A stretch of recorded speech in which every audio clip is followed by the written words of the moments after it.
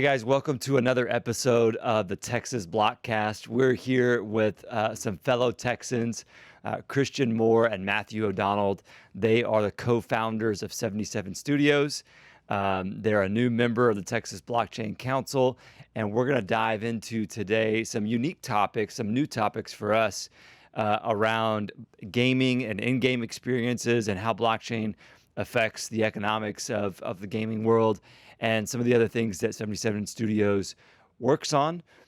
So these guys are creative and technical and savvy on the business side, but also on the gaming side too. So it's an honor to have you guys on the show, and looking forward to the conversation. Yeah, thanks for having us, Lee. We're really happy to be a part of something so great. Yeah, we're excited.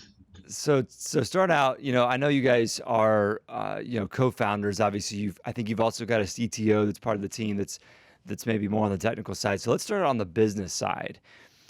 What is the business model for 77 Studios? Are you guys developing games for the end user, or are you developing products for game studios for them to be able to utilize your technology to create unique items within their games? So, Lee, that's a great question. It's actually both. Okay. So, and the reason why it's both is because we want to create original titles as well as what you mentioned, the technology to license out. But in order to showcase that technology, we think it's really imperative to have a proof of concept so that other people can get excited about the game formats and using this technology in a way that hasn't been utilized before, specifically NFT technology, and integrating that into different game mechanics and game assets as well. Okay. And so what's the first proof of concept game that you guys are working on? Our first proof of concept game is called Gladiator Duel. It's a turn-based strategy game in which you and another player duel each other for the chance to win each other's Gladiator NFT. And okay, I like this. This is awesome. What is the I obviously with 3 kids, married, mid-30s, I don't spend a lot of time gaming anymore. Sure. But I did play some Call of Duty, whatever, 10, 15 years ago, Call of Duty 2 or something, I don't know, back in college. So this is kind of, igniting some interest in me as, it hasn't been here for a while. What is the premise of this strategy game, this Gladiator game? It's a turn-based game. So is it like, Age of Empires type thing, or is it more like a first person fighting game, or what is it?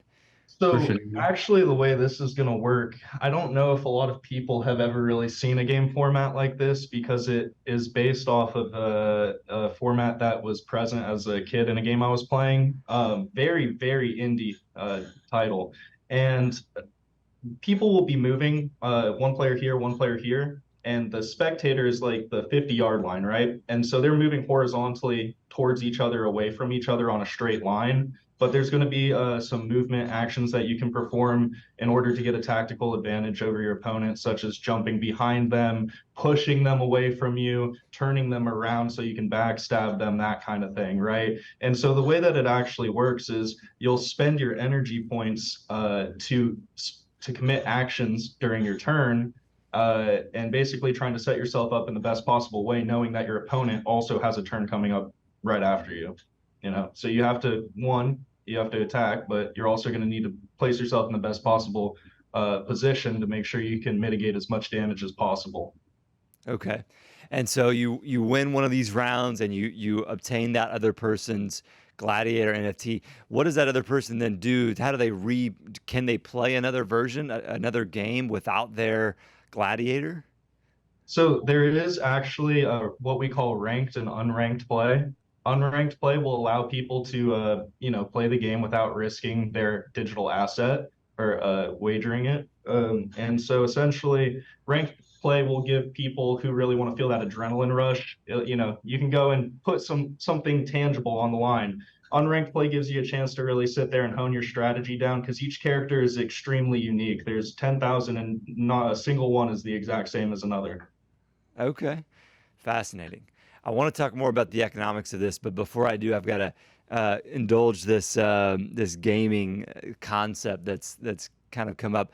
A game that I used to play as a kid is a board game called Axis and Allies. It's similar to Risk, but it's a little bit more complex.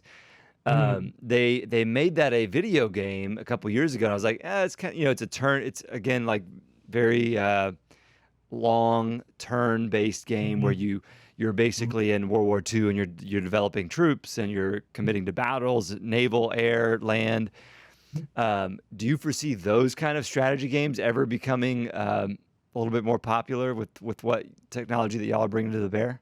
So right now, in my personal opinion, I think that the attention span of the average human being is not long enough to do something like that. I actually personally loved that. I forget the title. It's skipping me right now that you just said. My grandfather actually bought that board game for me and my brother, those kids, and I loved it. Axis and Uh, Allies, yeah. Access and Allies, yeah. And with longer turns, I think it's just going to be really difficult to captivate attention when especially when we talk about the people that are going to be playing these blockchain games are typically relatively smart individuals. And I mean, they're also on a computer. So if And the they're turn is young, taking yeah. a long time, what's stopping them from just opening up a browser, putting on a YouTube video on the other half of the screen, and then basically paying no attention to your game, right? Yeah, but Lee, I think something also important to note is that, let's say you were a developer and an indie developer who was creating a game that was similar to that. If they wanted to use our escrow NFT technology, is what it's called, they could overlay it into any game that they have where there's a winner or a loser or two people play each other in a match, and we can apply that technology to the situation. And the only thing that changes is the medium for which is used. So whether that's an NFT or something else, or however the people who created the game want to format that. And those NFTs don't really have value, right? So they're not like trading on a secondary market. So they're not securities. They're just like digital trading cards type Yeah, things. they're digital Right. collectibles. Yeah, and what people do with the trading cards after we've sold them is completely up to them. We have no effect on secondary trading, however, or have a marketplace of our own. We do not have those. And where do they reside? Like in a MetaMask wallet? Yes, essentially, or wherever else, any other wallet that the customer would prefer. Okay. So what about like I hear about these in-game items that people can win that are unique items that are in their wallet, their digital wallet that they can win in a game or lose in a game. Do y'all support that kind of stuff as well? Currently, we don't have any in-game assets aside from the actual gladiator that can be separated from the NFT character. In the future, we'd like to explore those possibilities. But really, like Matthew stated, we're really focusing on proving that proof of concept first. And so, kind of whittling that down to get the most efficient and most effective form of that proof of concept. Yeah, I think a lot of the times, Lee, is that game, especially in the creative world, right? When we're talking about people who are game designers and gamers, we have this vast imagination of what we can imagine a game becoming and what it could look like and the possibilities in the economy system, right? I know we like to think about that. Maybe you think about innovative games like RuneScape back in the day with its, grand exchange and a fantastic economy. Sometimes when we just want to overlay the NFT technology into that and make everything an NFT without stepping back and focusing on compliance and what is and isn't allowable in the United States. And so that's what we try to do is we try to take that headache out of people's hands and give them the answers to their questions of what is and isn't going to work and how you could format if you did want to do it if it has to be outside the United States. Okay. Help me with the economics here on game design. How many Sure. people have to use or play a game for it to become, you've obviously got hundreds of developer hours, a lot of investment going to these games. And I'm sure it differs, based upon the type of game, whether or not like you're just monetizing, their attention. Most of these games are free these days, or is there like a cost for the game? Mhm. Um, and there's probably like 3 or 4 different models. And with each of those models, how many users do you have to eventually have that adopt play the game? Yeah. Totally. So in order to play Gladiator Duel, I mean, you could run it with as little as two people, just one on one, right? In order to support the actual game economy, a really healthy number would be anywhere on the low end between 5 and 7,000 people. If we could get 10,000 people, and when we get 10,000 people playing Gladiator Duel, our next process will be game balancing while also adding more users to the pool. But more importantly, because we always want to put our customers first at everything that we do, we don't want to accidentally devalue their gladiators if we introduce new gladiators so that we can support a larger player group, right? So that would be something that we would really have to pay close attention to in the future. In order to actually get Gladiator Duel playing, and you can just go straight to your computer, go to the server and start playing, it could be as little as a couple hundred people that are dedicated fans of the game, really. Okay. But So for this particular game, are they buying, the rights to stream the game, or are they buying where is the monetization come in? yeah, so we will actually be having a mint on our website where you can go and mint for a random lottery chance, basically, to get a better character or worse character. It'll be RNG'd. And then you can go from the mint site to the game and play, right? So a substantial amount of revenue that we generate is off of those original titles mints, from selling the character so that you can play the game, right? The reason why we sell the character to play the game instead of allowing free game access is because this is a new format that's never been done before. This is a new, I don't necessarily, I Call it think battle that, to earn.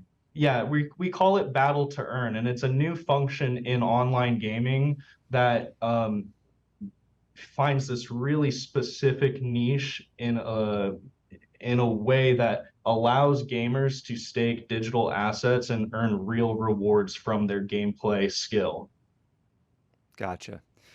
And so to clarify, the rewards that they're earning are the Gladiator, tokens, right? Cards. Cards, like the NFT collectible. Yeah, the Gladiator cards. Okay. Man, this is interesting. So let me ask a little bit about y'all's background. Matthew, what what did you study in school, and what have you done for the first several years of your business career? Yeah, sure. So I actually never went to college. I went for about a half a semester and I dropped out. It just wasn't for me. And so I met a really influential individual in my life. His name's Brian Luter, who was a stockbroker in Puerto Rico who mentored me for about 3 years.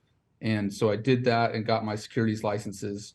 And then after about 3 years in Puerto Rico, I moved back to Dallas and started at a small boutique investment bank here called Intellective Capital. And we do, private equity raises, Reg D stuff, bankruptcies, turnarounds, and things of that nature. And then in the past about year and a half, me and Christian connected, and that's when we started the blockchain endeavor, recognizing the inevitability of this space moving and taking over in a plethora of different industries. And it would be wrong of me not to position myself in a way to capitalize upon that. And I think everyone else should too. Yeah, that's a cool history there to recount. I mean, to be able to say, hey, I don't need. I think ever more people are saying that college is not necessarily for them, and used to 20, 30 years ago, when you said that meant you wanted to go into the trades. You wanted to be a mechanic, or you wanted to be some sort of person in the trades. It is really cool to see now, though, that those trades, or those those career paths, are really just intermingling now. So you can become a investment banker if you have the right expertise and knowledge. And what I think that shows, and I used to be a college professor, so I'm sort of dogging on my own homies here. If you are learning and the pace of change is such that you can actually outpace your peers that went to college to study finance by spending a year learning from a mentor who has their licenses, who is a broker or a registered investment advisor, and get to a point where you're working at an investment bank that the people that studied finance at XYZ University would have, killed to be able to work at. So I think that's a healthy evolution in the way that, the workforce is being developed. Christian, same question to you. Yeah, so quite surprisingly, I also did not go to college. I went for about 6 months to Arizona State. I left shortly thereafter. I did not have a mentor. I started day trading myself. I was very fortunate to catch a little run on the bull market, and then moved back to Dallas to be closer to family, and was out and about, and I ran into Matthew. And to be completely honest, as soon as I saw Matthew, I just kind of knew that we were supposed to be talking about something. I didn't know what it was, but I knew I was supposed to talk to this guy.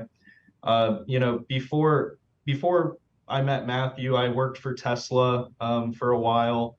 And before that, I actually, I got my wings. I did door-to-door sales.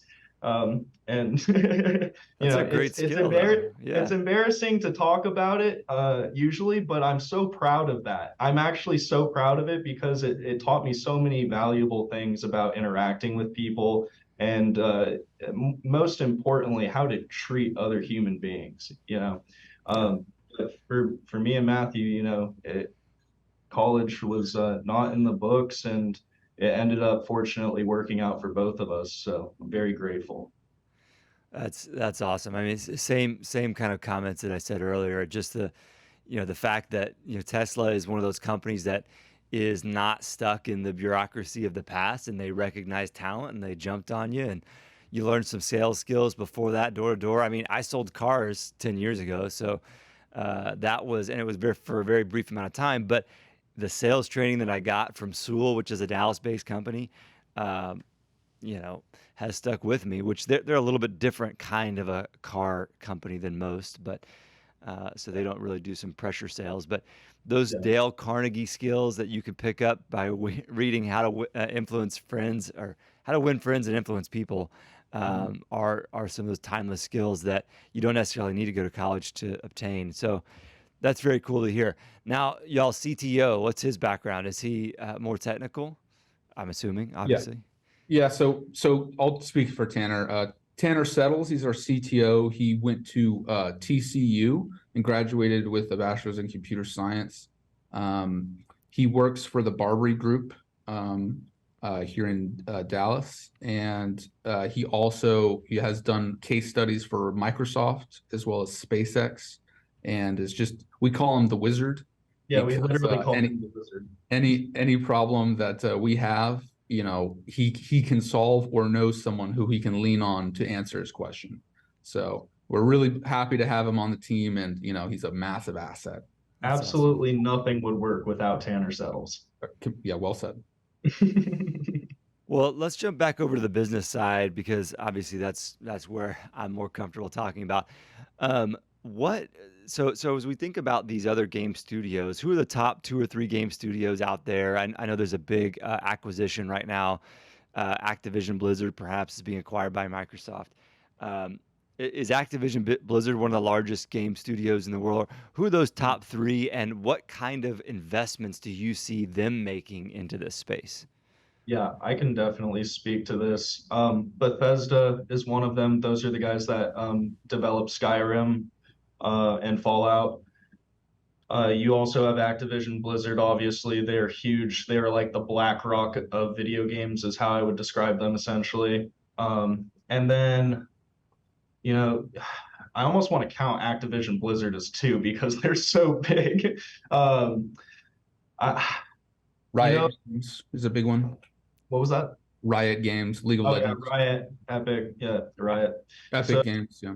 I think a lot of the bigger names here, what they're really focusing on, you're familiar with the term in-game currency and how it happens.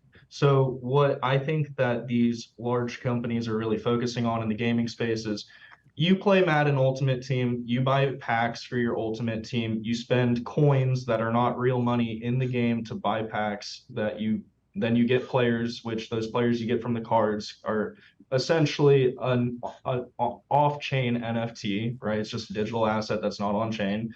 And so basically what they want to do is bring all those things on-chain. All those coins, they want them to be tokens. They don't want them to just be dead coins off-chain, right? So then every time you have a digital asset in the game, so I'm in my metaverse of whatever sorts, if I pick up a sniper rifle off of somebody that I just defeated in battle, right? I should be able to take that sniper rifle, which is on-chain, and I should be able to transact it on-chain seamlessly between players on a marketplace built on-chain, right? What this will allow players to do, and they're genius for sprinting to this, by the way.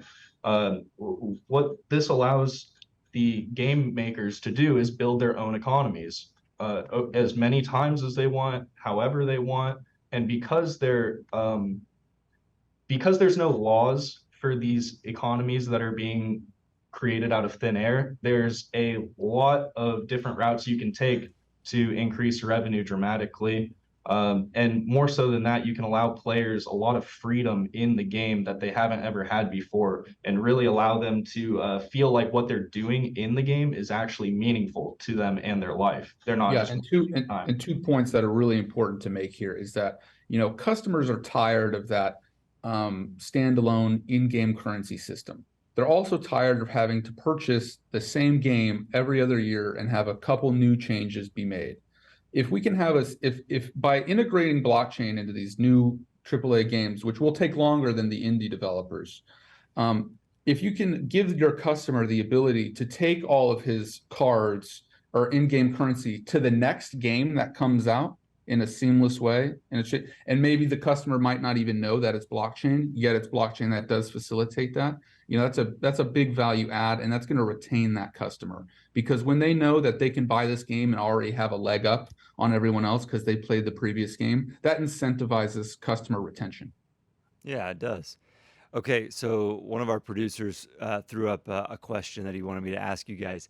Do you think Grand Theft Auto 6 is going to have a play to earn feature? Apparently there's rumors about that. Yes, absolutely yes.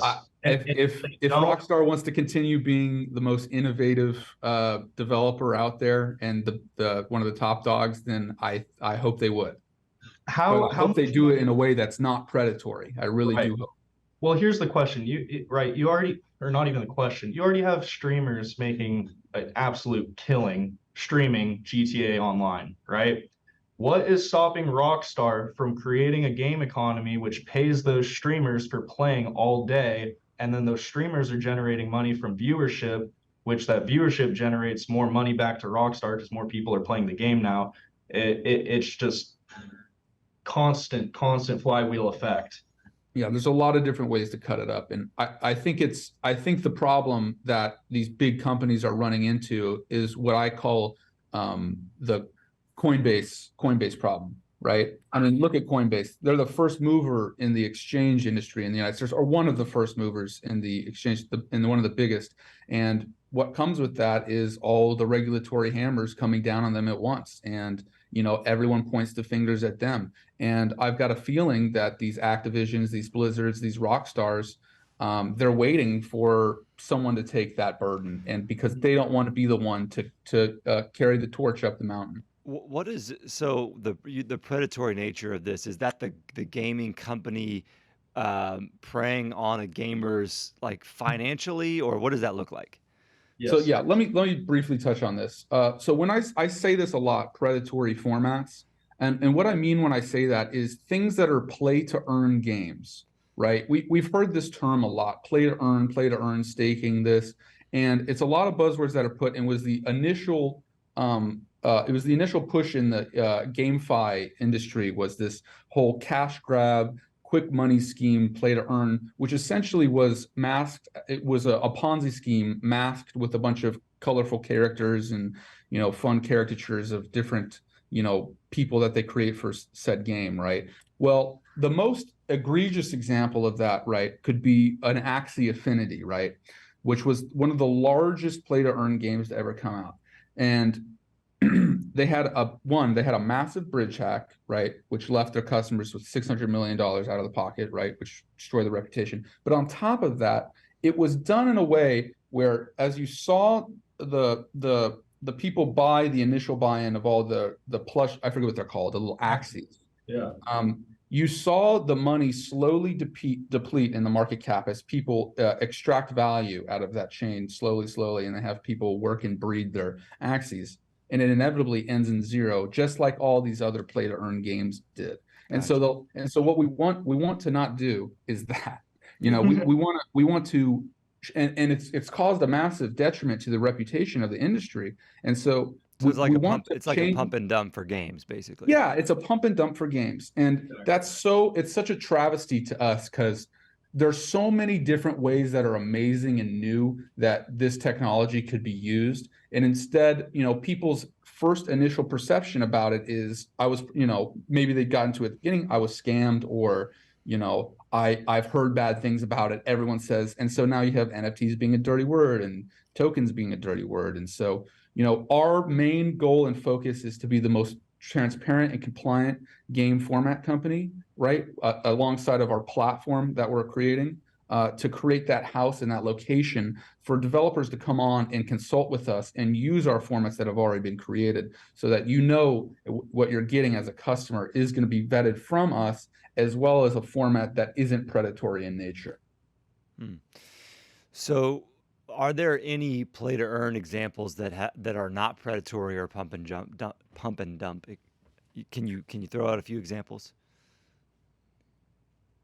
No. So that's the is that we're all using the same format currently right now in the marketplace. And usually what happens is it takes a while for these things to deplete. It took Axie Infinity years to deplete over time. So you release a new game and, you know, there may be one that is, you know, that I'm I have missing. one, a Devster's Pirate Cove. They haven't come out with it yet. I actually know their dev team. But yeah, that's a game that's coming out. But a lot of these games that are creating these formats that aren't predatory, they're taking a longer to come out. You know, they're the whole 2020, 2021 NFT boom, right? Everyone rushed as fast as they could into creating a quick, easy game that they could get online as fast as possible, while everyone else took a wait and see approach, right, to see what was happening and what the regulators were going to do surrounding this, and instead have been measuring their time to create the game and integrate the technology in a way that's more advantageous for the customer, right? And I think they're kind of just my opinion, they're probably letting the reputation of the industry die down a little bit. Fascinating. A world that I don't know a lot about, but one that I very much appreciate you guys educating us on. Where can the listeners go to find out more about the two of you and more about 77 Studios? Yeah, check out our Twitter. It's at 77studios_. And then you can check us out at our website, which is 77studios.io. Okay, so also when it comes to the ecosystem here locally in Texas and even in Dallas, you guys are here in Dallas. So there's some hot spots in Texas, Dallas, Austin, and Houston being the kind of three for not only, you know, it's the Texas Triangle, so for economic output, for population, for all those things, but certainly for, you know, DeFi, you know, Bitcoin, crypto in general, and certainly, you know, digital assets in gaming. What do you think is needed in order to sort of create a physical like manifestation of those kind of communities that are developed online? Because I think there are some negative effects when you have people that sort of live their whole lives online. There's negative cognitive and social effects. How do we bridge the physical and digital world there? Yeah, I think that's a great point. And the way that we're going to do that, because we are taking active steps, is our initial Genesis Pass Mint, which is going to give you discounts on all of our original titles, as well as platform partners on our 77 Play platform. You know, we're going to focus on in real life events, and people who have these cards, these Genesis passes, are going to get access to those in real life events. And that's something that's really important to us. You know, we found that we get more things done when we go out and we go to these, you know, Consensus and Bitcoin Miami and Denver and these different conferences and actually meet with people and get engaged, it's a lot better. People, we can explain things to people. People understand more. We get to face with everyone who's our customers. And, I encourage everyone who might be one of those terminally online individuals to, reach out into those space and, maybe get a ticket and, go check out some like-minded people who, probably have a lot more in common with you than you think. Yeah. And, even apart from that, as a human being, there's a certain thing that you can't get online in human connection. Our brains, they're transmitters and receivers. And when you're near another person communicating, you guys are sending theta waves back and forth without even realizing it, right? That's that human connection that you cannot get online. So I also encourage people to check out the Genesis Pass and, see, like Matt said, what kind of like-minded individuals are actually out there that you just haven't experienced yet. That's a good way to end on it, guys. I mean, I know there's a lot of people that enjoy gaming, and just being able to get them out in the community and do some stuff in proximity is very exciting too. So thanks for jumping on for this episode, and we look forward to staying connected with you guys in the weeks to come. Thank you so much, Lee. Thanks for having us. Hey, it's Amy. Click over here to subscribe, click over here for more content, and we'll see you next time.